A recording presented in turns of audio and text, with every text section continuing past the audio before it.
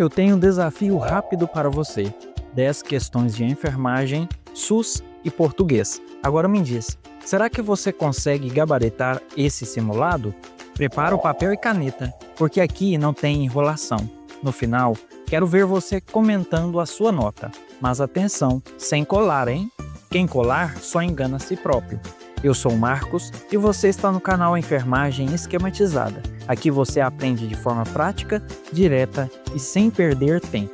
Então já fica até o final, porque eu garanto, tem questão aqui que vai te surpreender e pode cair na sua prova. Bora começar? A primeira questão já está chegando na sua tela. Questão 1. Paciente adulto, sexo masculino, apresenta os seguintes sinais vitais: temperatura 38,4 graus centígrados, frequência cardíaca 72 batimentos por minuto, frequência respiratória 10 respirações por minuto e pressão arterial 160 por 100 milímetros de hidrogênio. Podemos afirmar que o paciente está: letra A, normotérmico, normocárdico, eupneico e hipertenso. Letra B, hipotérmico, normocárdico, bradipneico e hipertenso. Letra C, afebril, normocárdico, eupneico e hipertenso. Letra D, com febre, normocárdico, ortopneico e hipotenso. Ou letra E, com febre, normocárdico, bradipneico e hipertenso. Um tempinho para você pensar. Se você precisar de mais tempo, pause o vídeo.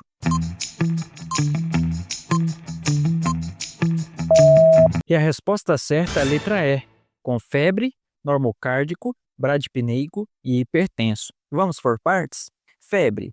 A temperatura normal gira entre 36,1 e 37,2 graus centígrados. Com 38,4 graus centígrados, o paciente está febril, normocárdico. Frequência cardíaca normal em adultos vai de 60 a 100 batimentos por minuto. Com 72 batimentos por minuto, ele está dentro da faixa normal. Bradipneico. A respiração normal vai de 12 a 20 respirações por minuto. Com 10 respirações por minuto, há uma bradipneia. E hipertenso. Valores normais de pressão arterial são abaixo de 120 por 80 milímetros de mercúrio. Com 160 por 100 milímetros de mercúrio, o paciente apresenta hipertensão. Questão 2. Em relação ao diabetes mellitus, assinale a alternativa incorreta. Letra A. História de pai ou mãe com diabetes é um dos fatores de risco para diabetes mellitus. Letra B. Pessoas com fatores de risco para diabetes mellitus deverão ser encaminhadas para uma consulta de rastreamento e solicitação do exame de glicemia. Letra C. Poliúria e polidipsia compõem a lista de sinais e sintomas clássicos do diabetes mellitus. Letra D. A atividade física não é recomendada para pessoas com diabetes. Ou letra E. A conservação da saúde bucal é um importante cuidado a pacientes portadores de diabetes mellitus. Agora um tempo para você pensar.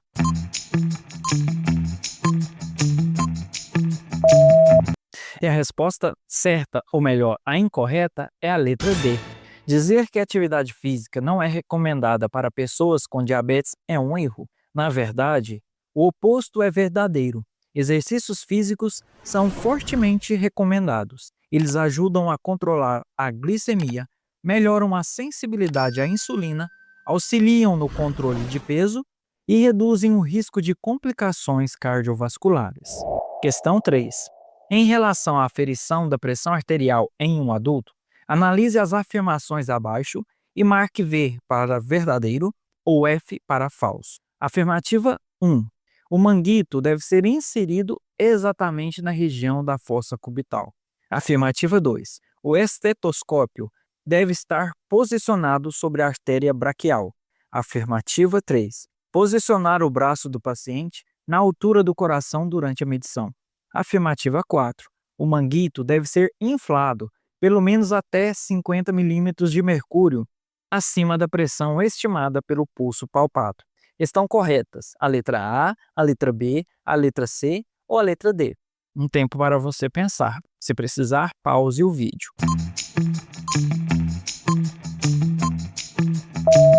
E a resposta certa é a letra A. Falso, verdade, verdade, falso. Vamos entender? Primeira afirmação. O manguito deve ser inserido exatamente na região da fossa cubital. Essa afirmação é falsa. O correto é posicionar o manguito 2 a 3 centímetros acima da fossa cubital, para que a parte inferior fique no local ideal sobre a artéria braquial. Segunda afirmativa. O estetoscópio deve estar posicionado sobre a artéria braquial. Verdadeiro. É exatamente ali que conseguimos ouvir os sons de Korotchkov, fundamentais para identificar as pressões sistólica e diastólica. Terceira afirmativa. Posicionar o braço do paciente na altura do coração durante a medição. Verdadeira. Isso garante uma leitura mais precisa, evitando falsos aumentos ou reduções na pressão arterial medida. E quarta afirmativa. O manguito deve ser inflado pelo menos até 50 milímetros de mercúrio acima da pressão estimada pelo pulso palpado. Falso. O recomendado é inflar 20 a 30 milímetros de mercúrio acima da pressão sistólica estimada, evitando desconforto desnecessário para o paciente. Questão 4. Com base nos destaques das diretrizes de RCP e ACE de 2020, da American Heart Association, a pergunta é: em relação à ressuscitação cardiopulmonar no suporte básico e avançado de vida para adultos, qual é a alternativa incorreta? Letra A. A importância do início imediato da RCP por socorristas leigos foi reenfatizada. Letra B. Deve-se minimizar as interrupções nas compressões. Letra C. Deve-se alternar os responsáveis pelas compressões a cada 2 minutos ou antes, se houver cansaço. Letra D. Comprimir com força, pelo menos 5 centímetros e rápido, 100 a 120 por minuto, e aguardar retorno total do tórax. Ou letra E. Não se usa mais epinefrina no tratamento medicamentoso na RCP. Um tempinho para você pensar. E a resposta incorreta é a letra E. Por quê? Porque a epinefrina continua sendo fundamental no tratamento de parada cardíaca durante a RCP. Ela é utilizada justamente para aumentar a perfusão coronariana e cerebral, graças ao seu efeito vasoconstrictor. Questão 5. A resolução COFEN número 564, de 6 de dezembro de 2017, aprova o Código de Ética dos Profissionais de Enfermagem. A pergunta é: em relação às infrações e penalidades, quais são as circunstâncias atenuantes, exceto, letra A, ter confessado espontaneamente a autoria da infração, letra B, ter colaborado espontaneamente com a elucidação dos fatos, letra C, ser reincidente, letra D, realizar atos sobre coação e ou grave ameaça, ou letra E, ter bons antecedentes profissionais. Tempo para pensar. E a resposta certa é a letra C, ser reincidente. Isso porque a reincidência não atenua a penalidade, pelo contrário, agrava a situação, mostrando que o profissional voltou a cometer uma infração mesmo após ter sido penalizado antes. Questão 6.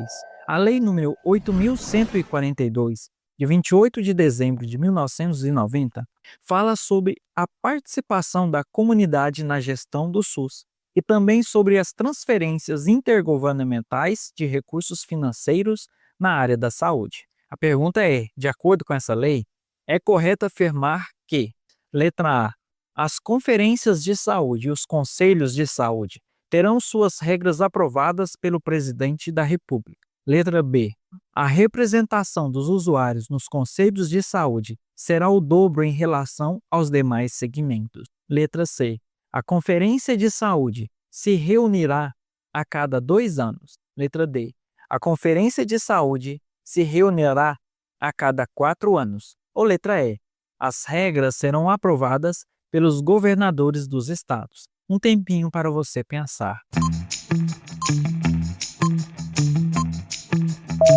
E a resposta certa é a letra D. A Conferência de Saúde se reunirá a cada 4 anos com a representação de vários segmentos sociais. Isso está no artigo 1º, parágrafo 1º da Lei 8.142. Essas conferências avaliam a situação de saúde e propõem diretrizes para as políticas públicas. Agora vamos entender por que as outras estão erradas? Letra A.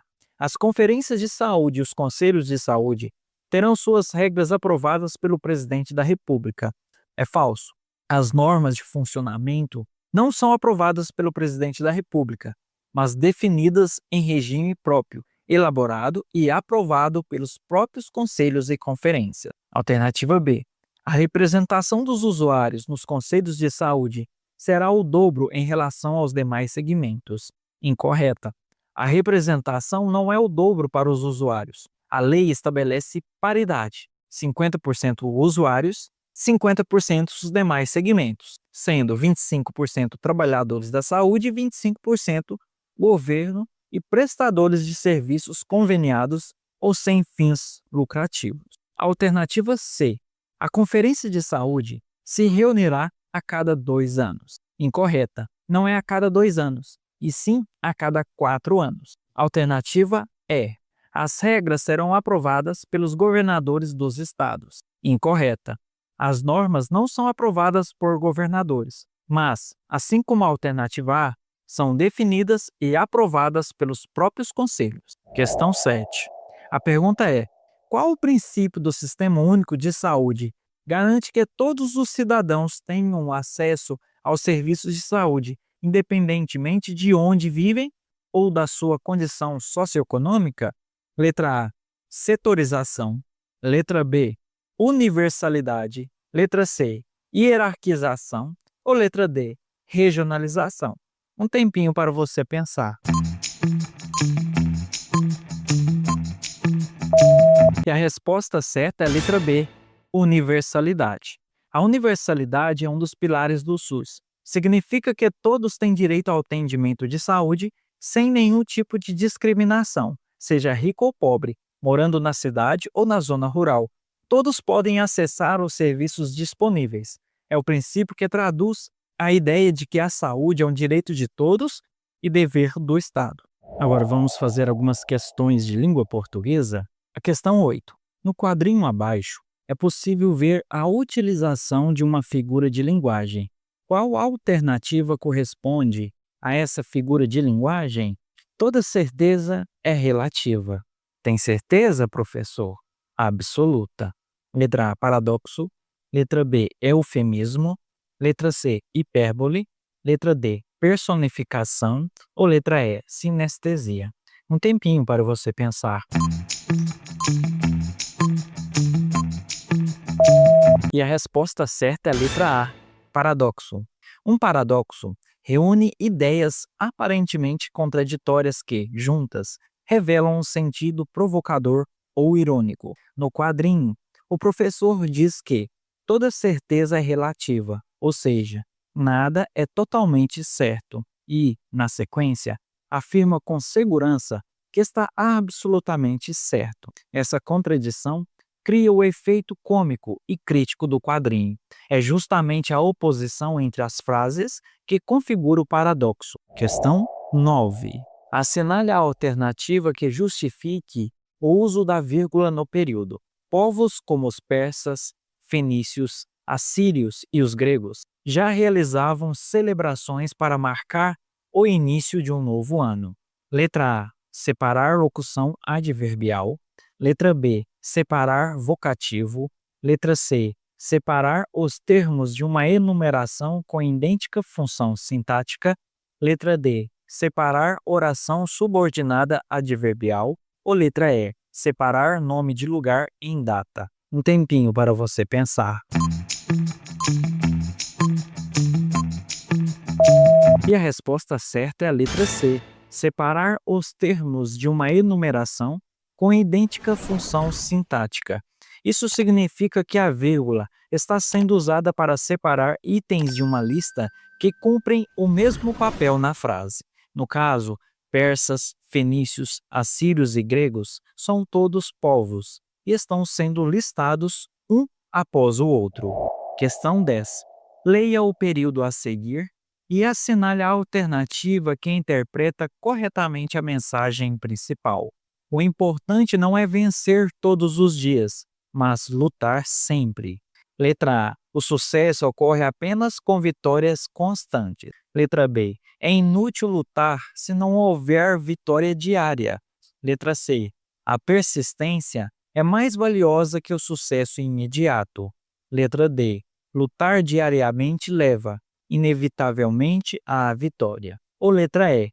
As vitórias só acontecem para quem luta pouco. Um tempinho para você pensar.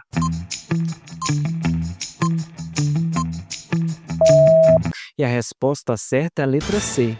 A persistência é mais valiosa que o sucesso imediato. E por que essa é a resposta certa? A frase deixa claro que o foco não está em vencer todos os dias, mas sim em nunca desistir, em manter a luta constante. A mensagem é motivacional. Mais importante do que resultados rápidos ou vitórias diárias é a persistência, que traz conquistas sólidas ao longo do tempo. E essa é a nossa mensagem final. Vamos sempre lembrar que, na vida e nos estudos, o mais importante não é vencer todos os dias, mas nunca parar de lutar. Agora me conta aí nos comentários, quantas questões você acertou nesse simulado? Não esquece também de assistir às nossas outras playlists com muitas questões de enfermagem, SUS e provas de bancas como FGV e BFC. O link está na descrição. E claro, já se inscreve no canal, ativa o sininho de notificações e vem estudar com a gente, porque juntos a aprovação fica muito mais perto.